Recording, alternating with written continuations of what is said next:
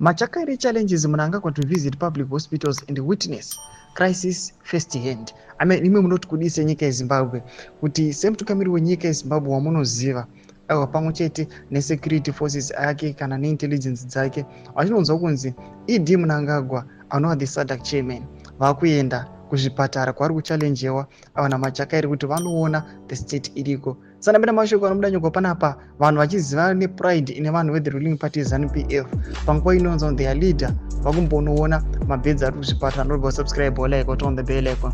Tipinda panapa mupindulo abuda nyoko the statement marks one of the most direct acknowledgements from within President Mnangagwa's cabinet regarding the dire condition of public hospitals which have long suffered from underfunding, shortages of basic supplies and staff walkouts. Addressing the president directly, Machakari acknowledged Mnangagwa's reputation for compassion and dedication, but insisted that a first-hand inspection of facilities would provide critical insight.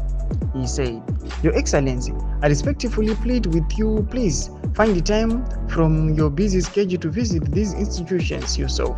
There is no substitute for seeing, listening, and understanding firsthand what our citizens are going through." Ndo mashoko ari kuda panapa achinyorwa awana Machakari achiti mutungamiri wenyika yeZimbabwe usatombotuma zvinyu munhu utano kuonerai handi munoona zviriko uko. Ameno senyika munoti kudiwe, do you think kuti mutungamiri wenyika yeZimbabwe aiwa nekabineti yake yese kana those guys vanomboenda navo kuprecab vangafamba vakananga kuzvipatara vachinoona the state iriko? Aiwa, this is just a question or a debate. What do you think?